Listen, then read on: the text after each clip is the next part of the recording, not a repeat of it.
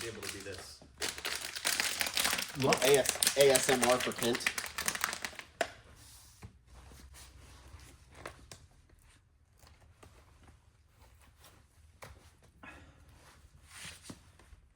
Let's go, folks.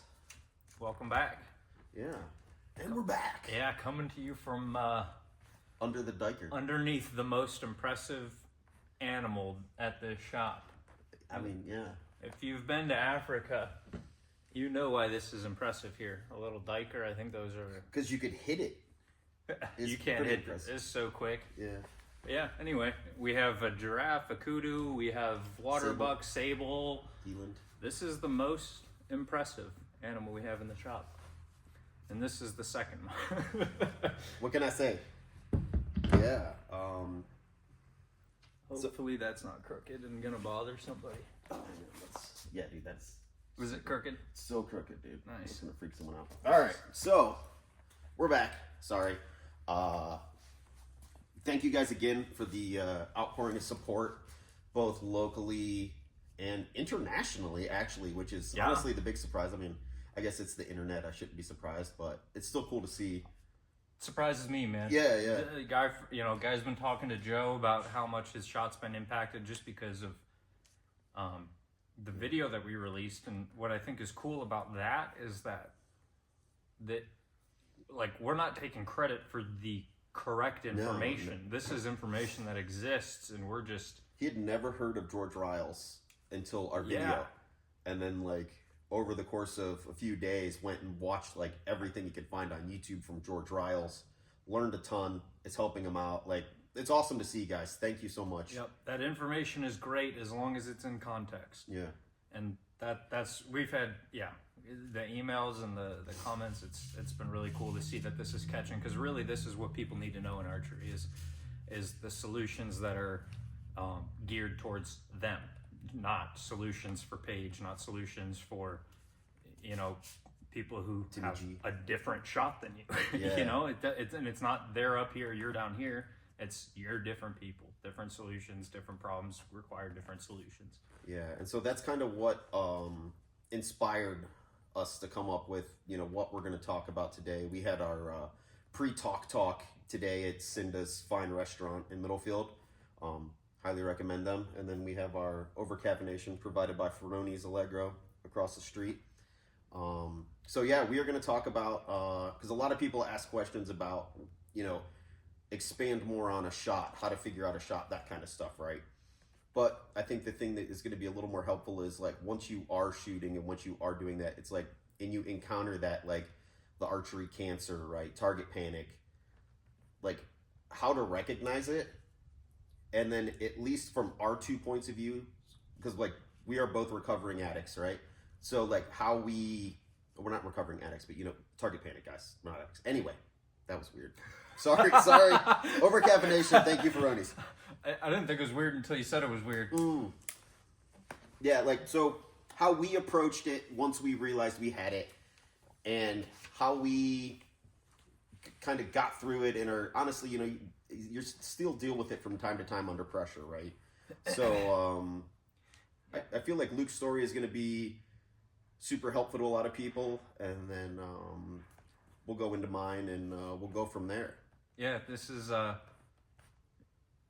Joe and I didn't have, like, right now there's a lot of stuff on YouTube, like the Joel Turner, even Levi had a series on target pan. Like, there's a lot of resources out there now to help you. I wasn't aware of anything like that. Were you? I think watching target panic videos gave me target panic, honestly. Okay. I'm not sure. So we might have had the resources, but we weren't aware of them. Yeah, so and some of those resources didn't really help.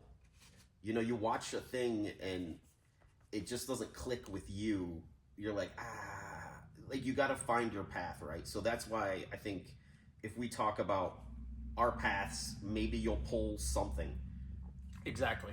Just hear about it, eat the meat, spit out the bones. Talk about it, be about it. This, so I've been shooting a bow my entire life. Let me see, ever since I was a kid. I mean, when I was too young to pull back, 40 pounds, I would hunt with a crossbow with my dad. That was our thing growing up. We would always hunt. Funny enough, we would hunt around the world. I was very, very fortunate to be able to go to Africa and Canada and Colorado, just like hunting things that people have dreamt about for their entire lives. I had a father who was able to provide that for me when I was young. So because of that, I thought I was decent at archery.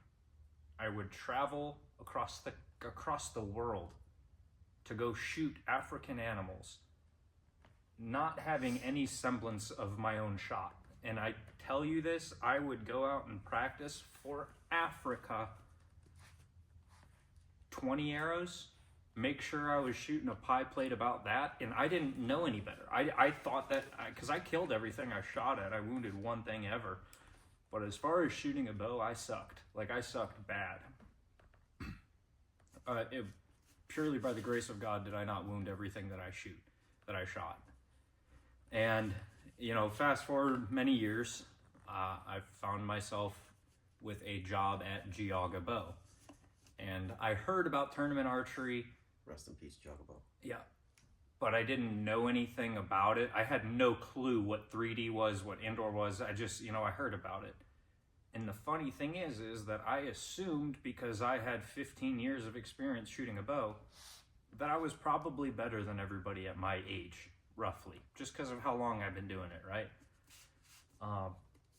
While still shooting 20-yard groups like this, okay? That's just how far away I was from being, from understanding archery. And I remember showing up, and it was Zach and Randall. They were shooting groups like you wouldn't believe. I mean, at will. Every arrow, boom, boom, boom, boom. I didn't think that was possible. I swear it was like I was watching a magic trick or something like that. It completely blew my mind as far as what is possible in archery. And that was the light at the end of the tunnel for me in archery, was seeing these exceptional shooters just casually, like not making a big deal out of it, just pounding arrows. Granted it was at 20 yards, but you got to have control over your shot to do that at will over and over and over and over. So I knew it was possible. Was that enough for me to start shooting like that? Absolutely not. When I would say, started getting control of my archery, and just to give you guys an idea of where I was at before this, I had target panic, never realized it. I had the dissociation between aiming and executing my shot, and I would do the yips. My best groups at 20 yards, I'm not kidding. Every shot I would hold low, hit the release, and go yip, and that's how I would shoot stuff. You gotta put a little English on it, guys. Terrible, but that's all I knew. So Zach, Randall, they're helping me with different things, and Zach introduced me to the Stan Element. Okay, this is still my number one piece of gear in this industry. I love my Hamsky rests. I think I would take, if one were to exist and the other one were not to exist, I would take resistance releases. Whoever makes them, Silverback, Stan Element, the new Stan, the Onyx, I know Carter Evolution, yeah. Backstrap, that's what I hunt with. And for those of you that don't know what I'm talking about, a resistance release is not a back tension or hinge. A resistance release is one that activates on pressure. So just quick numbers for an example. If I'm shooting a 60-pound bow with 90% let off, that means I'm holding 6 pounds back here, okay? This release is set to release at 9 pounds of pressure, roughly. Everybody's a little bit different. So basically, you have a safety on there to get over the peak weight so it doesn't fire while you're shooting it. You hold the safety in, and they operate differently based on which type of release you get. Hold the safety in, anchor, okay. Now you've aimed. Now it comes time for the make or break portion of your shot, which is the execution. This is where everything is, you could have it perfect and then screw it all up, or you can have a shot and make it pretty good. You shouldn't, but you can. So when it comes time to execute, you release the safety and you build, build, build, and you have no option but to trust the float. So you build, build, build, it breaks. That is when I would say the biggest turn for me was when I got control over shooting a bow. I understood the concepts of your pin as a starting point. I understood it helped me understand the concepts of trusting the float, you know, where it's the pin's doing this, and sometimes a shot will break over here, but it still goes in the center. That release helped me learn all of the concepts that are necessary to transform my archery. Can you do that with a thumb button? Can you do that with a hinge? Absolutely. I think the resistance release does a better job of enforcing good habits. So this is a little bit, I'm going to use my hands a lot more, even more than normal. If I consider releases to be on a spectrum, okay? There's what I would call accuracy or forgiveness over here, and these are your triggers. Thumb triggers, you know, usually out the front, hook style, whether it's index or handheld. A trigger release. It's going to be the most forgiving if your angle changes, different stuff like that. Then on the opposite end is the resistance release.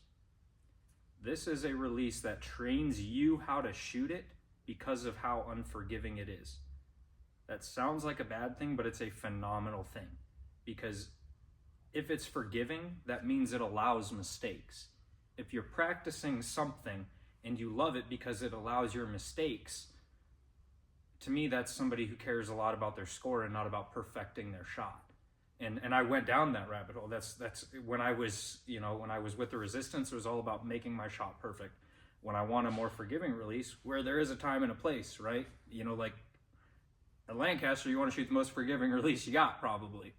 Who knows? You know, those high-end guys, those high-level guys do their own thing. But basically, it punishes you for making a mistake, especially in terms of like front shoulder creep or even easing up on the back tension. It helps you, you know, it punishes you for doing things wrong. So it turns you. Yeah, if you punch a resistance release, which I've done in the past, I'm not going to lie. Actually, I did last week. If you're back here and you're pulling and you see that pin come by the center of the target, and if you rip that thing off, you might be lucky to catch a 6. Which is awesome. Yeah, because you're like, oh my God, that was definitely not good. Yes. Don't do that again. So it's like that negative reinforcement. You know, it's like that, you know, that Caesar Milan guy, and he's like, tss, tss, tss. That is this to archery. Perfect. Yeah, that's great. Perfect. That's a perfect example. Like a dog, you know, you stop the snowball early, and that release reveals inconsistencies in your form because of how unforgiving it is. Yeah, I can't say enough good things about getting into one of those releases. And this is how it went for me. I got that release. I was so upset with my shooting. I saw what was possible. I didn't know how to get there. Zach hands me this release. It's, you know, $225, and me, who has never, you know, understood things in archery, was like, holy smokes, this is a massive investment. Shot it for 2 weeks, hated it, punched myself, couldn't get it, you know, accidentally didn't hold the safety down. You know, just like everything that could go wrong went wrong, so I gave it up. After 2 weeks, I shot my index release for another week and realized that I didn't have a choice. If I wanted to stay into archery, I had to do the things that made me uncomfortable, the things that I absolutely hated, the things that I did not want to do in order to get past that. So then I committed to that release, and I shot it for 2.5 years, and it taught me, the release helped teach me how to control my shot. The reason I say it that way is because if you have no control over your shot, don't expect to pick one of those things up and gain control. There's no pill. That's bad medicine. It doesn't work that way. But it helps. It's like a framework for you to understand the finer details of your shot. Can't say enough good things about that. And that's not how everybody beats Target Panic, of course, but that is, like, I use that, and then I supplemented it with information from a bunch of different people, like George Ryals and John Dudley. And, you know, there really wasn't a coach in the area at the time that could teach a dynamic shot, and it was just YouTube. figure it out. It was YouTube, and I keep mentioning a guy named Zach. That dude understood how to shoot. Like, I don't want to say there was nobody that coached. He wouldn't call himself a coach, but he did beat into my head the importance of a surprise shot, and then showed me what was possible by doing some of the finest shooting I've ever seen anybody do. He's still a good shot. That's the thing. Yeah. Like, I've run into him at TAC, so yeah. Phenomenal shot. And that dude preaches resistance release. Like, you know, John Dudley just posted a picture.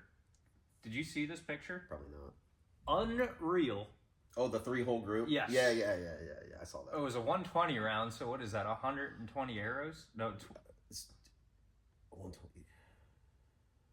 I'm Okay, let's not worry about how many arrows it was, but it was a really good 3-spot target, Vegas target, with literally 3 holes in it. It's 4 rounds. I'm an idiot. Anyway, yeah. Yeah, so it can be done. The resistance release. So, okay, we're going to do cliff notes here for those. Luke's path was to basically define archery, right? He saw people shooting really well. Well, yeah, that was the goal. Yeah. Then he saw that what he was doing wasn't working. Yeah. And got advice from the local community that put him into a resistance release, which kind of set him on the path to go. So my goal was established. Yeah, his goal was established. established. Figured out what he was doing. Got advice from the community on their ideas, what could help him. He implemented this release to help him and got on that path and then saw the light at the end of the tunnel eventually. Yep. Right? So, like, but needless to say, like he said, that doesn't work for everybody. My path was different. Like, I grew up in the, like, firearms world, competitive shooting my entire life. I started with clays. And anybody that shoots clays knows you don't squeeze a trigger shooting clays. You smack that thing when you should. And then shot that a lot, got into a release trigger shooting trap, which you point at the house, you squeeze the trigger of your shotgun, and then as the bird flies, you let go of the trigger to fire it. So, like, I didn't come from starting out a surprise shot. It was like you need it to happen now when you're chasing the bird, right? Luckily, got into some precision rifle stuff that allowed me that, you know, surprise shot, press the trigger kind of thing, which helped a ton. Then I got into archery very young and shot well. Like, I mean, no issues with my shooting at all. Luckily, I found Jog a Bow, did a ton of shooting there, shot leagues. You know, just basically had fun my whole life shooting bows. Like, didn't really care, just shooting. Got into leagues, blah, blah, blah. And then, I don't know, probably earlier this year. When you got into leagues, what kind of a shooter were you? 300s. Oh, really? Like, yeah. Right away? I practiced until I shot a 300, then I joined leagues. Oh, okay. So, you know, there were nights where it would be lower, but always a fairly good shooter. Got into barebow. Anyway, we'll save you guys all the minimal details. But so let's go back, rewind just recently here till like beginning of deer season. I kept getting like stuck low. Not like horribly low, but low. And if I could force it in there and break off a shot and work.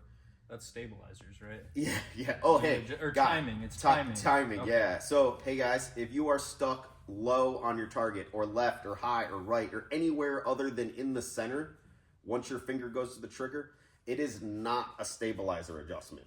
It is target panic. It's that, like, the tinge of target panic, right? We're going to treat target panic like alcoholism. We're going to start target panic anonymous because the first step in fixing your problem is admitting you have a problem. Yep. Right? And the only person you have to go to apologize to is yourself. So that makes it a little easier, right? Yeah. That was a little tangent just because we hear so many people, and please, I'm not making fun of these people. They don't have the information. Yeah. They want to fix a low hold with timing or stabilizers because pros do that. Make sure what Joe just said. He said something very important. When your finger goes on the trigger or when you're ready to execute your shot. Yep. If a good test is don't shoot, draw back, hold on target. Does it hold well? You have target panic to some degree. Yeah, okay, right? And target panic is literally just a term for the absence of control over your shot. Yeah. So Yeah, it's so if you're in the gun world, it's recoil anticipation.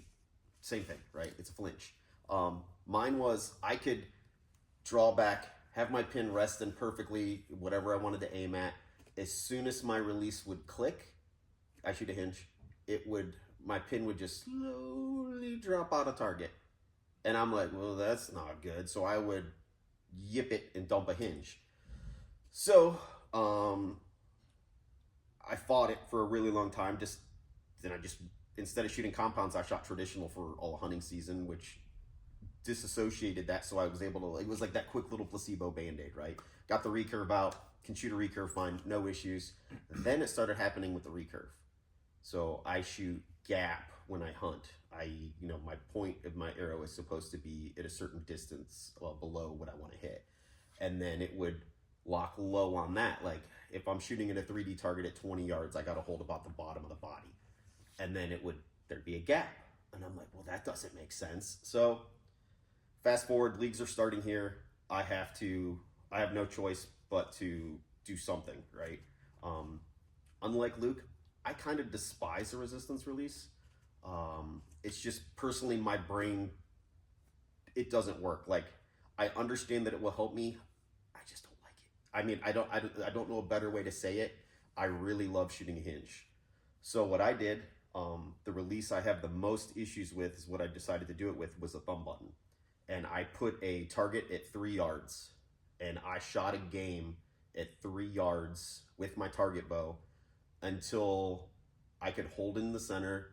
I could create a perfect shot at 3 yards for an entire 30 arrow game. It took a while. Once I did it at 3 yards, I went to 5 yards. Once I did it at 5 yards, I went to 7 yards. Once I did it at 10, and it took me 3 weeks to do this. But now I've gotten through this. I can put my pin in the center at 20 and just trust the float and execute a shot. Okay, and this is, George Ryals preaches this. I'm sure there's other people out there that do as well, but that's who I had originally heard it from was George. So mine was it was more tied to the aiming. I think I was just like a closet over-aimer. And doing that helped me, right? So like, I just hope you can pull something from my story that you're like, oh, like it just causes you to think and like shows you a path. And I'm not saying my path is right. I'm not saying Luke's path is right for you. You've kind of got to, unfortunately, figure it out what works for you. what I really like about this is we both had similar issues that manifested in different ways. Yeah. Clearly two different solutions for the two different types of people that we are. Yeah. Like I'm probably way too stubborn to do Joe's way or impatient or something or whatever. I had to shoot a Genesis bow the first week of leagues because I didn't trust myself with my target bow. It was just two creative solutions. Yeah. That, okay, yeah, it might have come from George Ryals or mine might have come from, Zach, but we had to make it our own at some point. Like Joe had to try that to know that it was right for him, and he had to try resistance to know that that wasn't the way for him.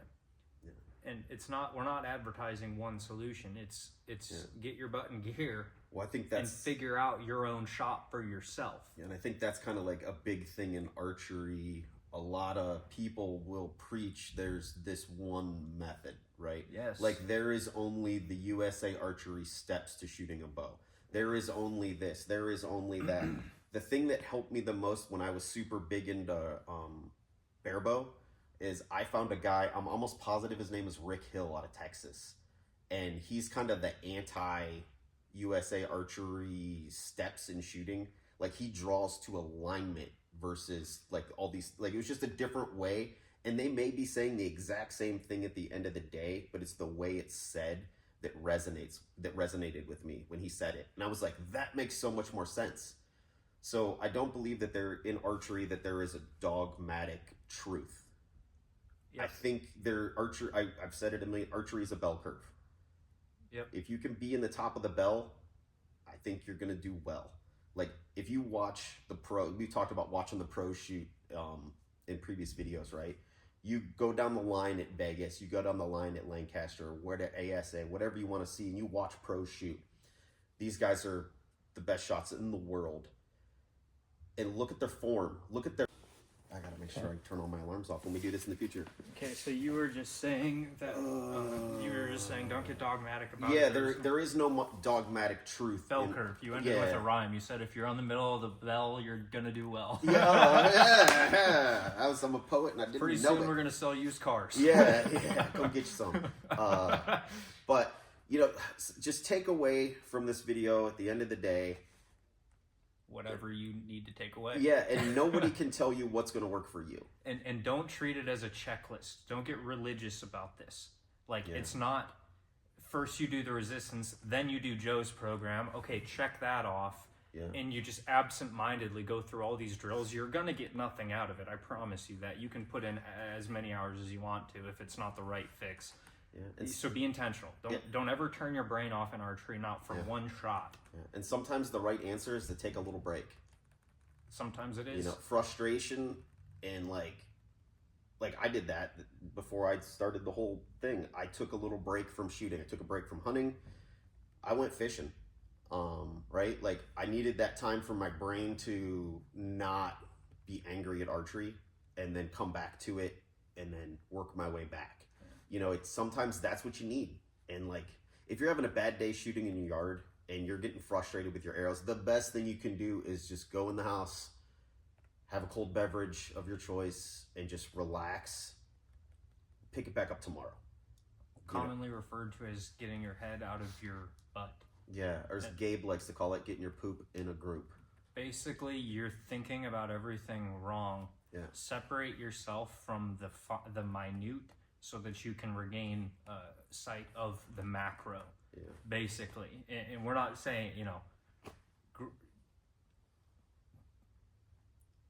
some people don't need breaks as much as others. Everybody's an individual, of course, but I know that breaks have definitely helped with anything. It lets your brain process all the information that you tried to hammer into it during practice. Yeah, exactly. There's studies on that by like Andrew Huberman who talks about how that works, and it's there needs to be the intense practice followed by a break. The break is essential to letting that become part of you. Yeah, like, easy way to think about it, right? If you're going to the gym and you want to get stronger, do you just like sit on a bench press every day, day in, day out, lifting as much as you possibly can?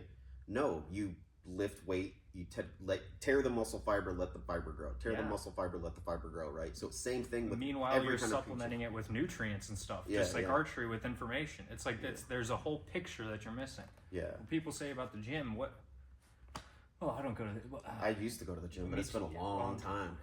What, 50% diet or something like that? It's about getting in shape. I don't know. You guys have heard the saying. Girls on Instagram say you don't get abs in the gym, you get them in the kitchen. That's it. That's the saying. Yeah. Basically, it's like in using that information to help your practice is actually going to enable you to get a lot more out of a lot less practice. Mm-hmm. Yeah. Quality, not quantity. It's everything, man. It's everything. You turn your brain off in archery, you're going to get results that match exactly. Yeah. And sometimes it's fun to just fling some arrows, let them fly, right? But if your goal is getting better, you have to be intentional. And say goodbye to those forever for the rest of your life. Yeah. Tom Clem said it like this, because he was the one that really beat into my head how much self-talk through a shot enables you to keep and like to gain and maintain control over your shot. Self-talk meaning like you say what you're going to do right before you do it, and then you do it. Mm-hmm. He was like bummed. He's like, do I have to think about every single shot for the rest of my life like this? Why can't I just go out and let them fly? And he said it really hit him hard one day where he's like, you can't. If you commit to staying in control over your shot, every arrow that you just wing takes away at your progress. If we're going to use the alcoholic example, you've made a commitment to separate yourself from alcohol. Don't go hang out at bars and stuff like that. Don't do things that are going to pull you away from the goal that you've established. Yeah. And that's the thing, is every arrow's got to be intentional. Every arrow has got to be intentional. Not go home and practice and wing them, and then all of a sudden when it's league, make them count. That's a terrible way to shoot. Joe Rogan had a quote that said, do anything the way that you do everything. Or the other way around, do everything the way that you do anything. Basically, it's that You are just the same person. Nothing's hidden. Everything is out in the open. This is how you practice. This is how you perform. This is how you win. This is how you lose. You're just, you're you. And you're not a victim of everything that's going on around you. Yeah, it's like, we could do like a whole video of just metaphors and sayings, right? I like it. It's like, you know, the people say, right? If you're not getting, every day you wake up, you have a choice. You can get better or you can get worse. You're not going to stay the same. Yeah. So you want to do things to move you towards better, not towards worse, right? So yep. Make Doing your nothing decisions. is going worse. Yeah, exactly. Yeah, you're not going to improve from that. So I guess that's just a really long way of saying target panic is not the end of the world. You just have to be willing to commit to finding out your solution. You know, watch the YouTube videos, read the books. The Joel Turner thing is great. Was it Iron? I think it's Iron Mind now. It was Shot IQ when I did it years ago. But, you know, it's like, find that process that resonates with you and work towards it. And like, just because it's the thing you think may work, you could work through it and it doesn't work. Don't be dissuaded that you're helpless. Exactly. Right? It's just, you got to find out what doesn't work. Yeah. Like, have you ever been lost in the woods as a little kid or hunting or anything like that? You know, you go one way forever and you're like, man, I should have reached a road by now. Did you just sit down on the ground and cry? No, you like got up, walk the other way, a really long way, and you know, eventually you're gonna get out of the woods, right? You just got to figure your path. Exactly. You know. So I tell my students that, and it's a blunt way of looking at it, but whenever they're struggling with something that seems big to them, I tell them you're either gonna quit or you're gonna get over it. yeah. I mean, that's the two ways about it. You know, in archery, you're either gonna quit and you're gonna just accept that you're never gonna climb that mountain, and either never come over it or quit archery entirely, or you're gonna get past it. You're either a quitter or you're gonna be a winner. Moral of the story: don't be a quitter. It's up to you which one you are. And if archery's not right for you, I'm not calling you a quitter in life. I am. You know, it's as far as archery is concerned, or anything that you do, that's how it goes. You're either going to overcome it or you're going to get complacent and quit. Yeah, exactly. Awesome. Well, I think that was solid. Yeah. I hope. Hopefully you guys can apply some of that stuff to you, and now especially with all the amount of resources that are easily found. Yeah. I mean, really, you're the only one stopping you from getting control over your shot. Yeah. You Google it, you're gonna get a million hits on like what to do, right? So, like I said, just if you find this, just check out a few of them, see what works, go from there. Yep. Give it time to work too. Yeah. I've had a lot of people pick up a resistance release and shoot it for, you know, well, you're different because you tried it many times at length. Yeah. And even then, I'm confident that if he decided to do it, he could shoot it successfully. But I'm talking about the people who try it, just like I did, for 2 weeks and then give it up. Please pick it back up. Yeah. Like, that thing's gonna, it's gonna fight you at the beginning. Yeah. Then you're gonna love it. You know what would work too? Buy a new bow. Buy a new bow. Buy the highest end sight you can get. All the fanciest bars. Get a new outfit. Yep. You know, feel good, look good, shoot good. Yep. No, I'm joking. Don't do that. Or do it. Our bank account wouldn't mind. Yeah, it's not the way to get better, but yeah, if you want to do that, please buy it off of us. No, I'm just joking, guys. But like, I just am trying to play devil's advocate here. Because the reality is, there is a time where a new bow is what you need. Yeah. We love new bows. We love new gear and all that stuff. We like geeking out about it. We just, our amount of focus on that makes other people think that that's the answer. And it's like, yeah, it's not. Like, I'm not going to lie. I think my access to archery equipment is what put off my target panic attack as long as it was. Just kept getting new stuff. Because I kept switching. I'm honest, like, I kept switching bows and cam systems and everything. Like, I would change it up so much, my, like, target panic couldn't keep up. Maybe. I don't, at least that's in my head what happened. If you're super wealthy, you'll never have target panic. Just keep getting. Yeah. If you work in a bow shop or own a bow shop, you have access to everything in the world. So you just pick up a recurve one day. Target panic's gone. Okay, it's back. Pick up a 30-inch hunting bow. Pick That's up the real reason Bodie's doing so well. Oh, he switches bow. Oh, Bodie. Shot IQ. Buy new bows every. Yeah, maybe. I don't. That's our system. We should patent a system of just New boat. Let's do a leasing program. Yeah, and if it's not working, you're just not committed enough. Yeah. Yeah, you just need probably fancier stuff. You need new bows more often. Yeah, no, that is not right. But anyway, just commit, find your way, find your path. You know how to get a hold of us if you need help. Absolutely. Yeah, if you have any questions, I don't understand what it is about YouTube, but I can't understand a lot of the comments. Like the way that they're written, I don't understand what you're asking. If you are asking something, if you want a response, be clear. Yeah, we would love to respond and continue this conversation. Yeah. It's probably a me issue because I look at so many comments and I'm like, I have no idea what. I'm not being rude. I don't know what the point is. Are they asking a question? Because if you are, I'd love to respond. I'd love to help if you're asking a question. Yeah. If you comment and tell me that I've never needed a bow shop because I do all my own stuff, and it has nothing to do with the video or what. Well, that's great. Like, congratulations. What's going on? You took the initiative to learn that, and you don't have a good pro shop in your area. That's fine. I mean, okay. It's just confusing. Yeah. I don't know. That's just me going on a little bit of a rant. I do appreciate the comments very much. I appreciate the ones that say you dig what we're doing, and I do appreciate the ones that ask questions, challenge ideas in a sophisticated and articulate manner. Those, that's great. I love the community that's being pushed out. Yeah, I mean, and here's the thing. At the end of the day, my favorite thing about archery is the community. Yeah, like, I love shooting a bow. It'd be really boring to do it home alone in my yard every day, all day. It's way more fun a lot of these people I've known for 15 years, and I've shot with them at least once a week for 15 years. So it's awesome. And I know we're going to end this, but it seems like a good time to say this. Squirrel. The community is incredible. It's awesome.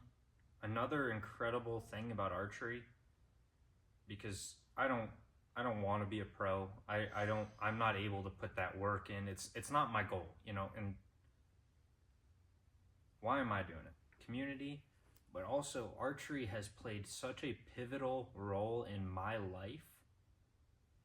By basically, archery was acting as a metaphor for my life. And target panic is the absence of control in archery. So by separating your life and treating it as just you're working on your shot, you're working on gaining control of elements that you didn't have control of that caused chaos in your shot. It is a perfect metaphor to your life.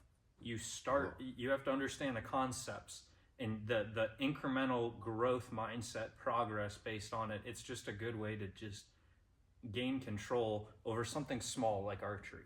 And that helps you with the method and process of how to gain control over your life. So I think archery, I can't say enough good things about archery. It's so much more than just firing a stick and a string at a piece of paper.